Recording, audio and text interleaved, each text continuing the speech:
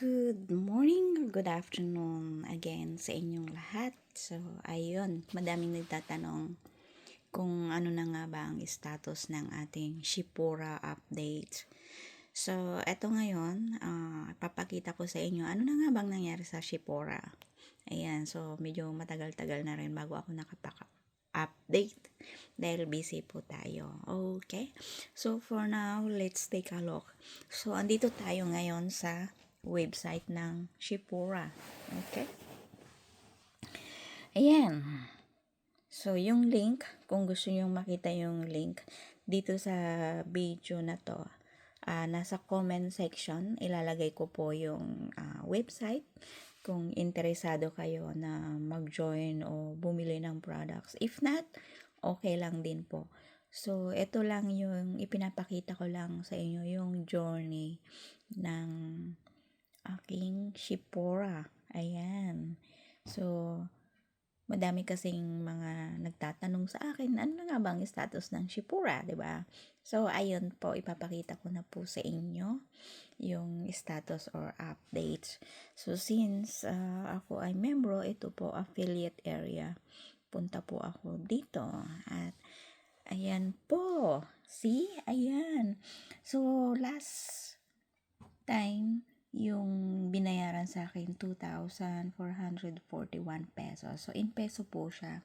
So, gaya nung iba, mga nagtatanong sila na kung malaki na ba yung kinita. Hindi naman kasi ito barya-barya lang. So, ang Shipura kasi hindi siya yung get to rich na tinatawag. So, barya lang siya. Pero okay lang. So, ayun po makikita nyo yung date. Pakita ko sa inyo. So, yan po yung kita ko ng buong March. March 2, 9, 15, 23, and 30. So, March 2, may 335 tayo. March 9, meron tayong 145. March 15. So, mapapansin nyo dyan, weekly.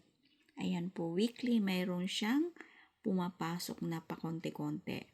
Ayan, 335, 145, 130, 140, and 410.60.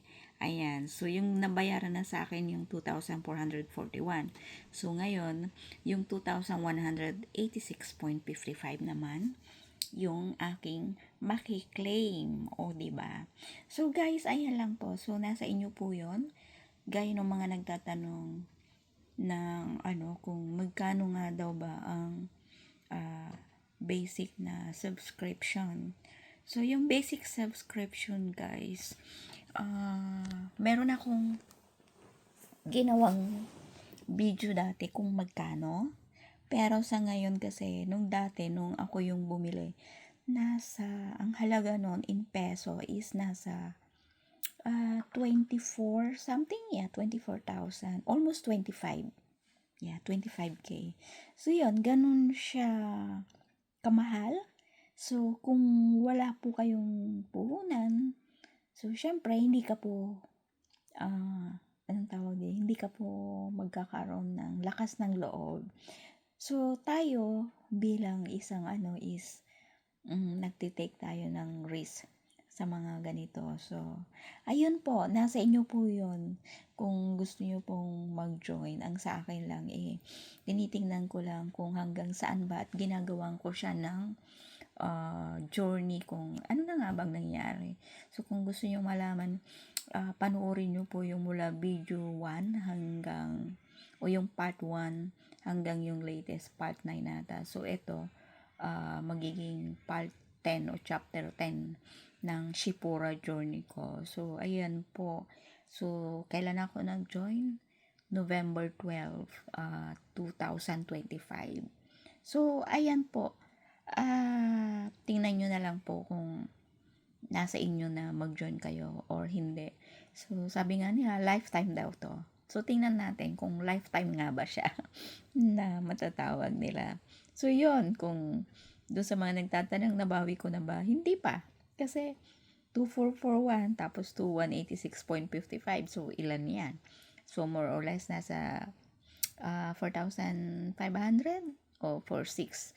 Mga ganon. So, kung ang puhunan ko dyan is 25,000. So, meron pa tayong 20,000. More or less, 20,500 or approximate. Ayan, 21. Sabihin na natin, tanggalin na lang natin yung butal. So, ayan, meron pa tayong babawiin. So, tingnan natin kung mababawi ba natin yung pinuhunan natin. So, doon sa mga nagtatanong o nag-aano kung worth it ba na mag-join. So, nasa inyo yon. Decision nyo yan kung kayo ay mag-join. Doon sa mga naka-join naman na, so, kasi marami sa atin ang alam ko nag-join na ng Shipura noon. So, may mga nagko-comment kasi na nag-join na sila at ito, wala pang mga earnings. I-message nyo lang yung, yung consultant nyo o di kaya yung pinaka-manager. Kasi sila yung mag-guide sa inyo. Ayan. Ako kasi lagi akong nagme-message sa kanila. Pero lately hindi na ako nakakapag-message dahil nga gawa ng busy ako. So, ayan po kung may mga katanungan pa kayo. Ayan, message lang po kayo. Ayan po ang journey natin. So, mag-update tayo ulit para sa buwan ng April naman. So, ito buong March. So, bibigyan ko kayo ng update ng April naman na transaction. Okay guys, hanggang sa muli. See you again next time. Bye!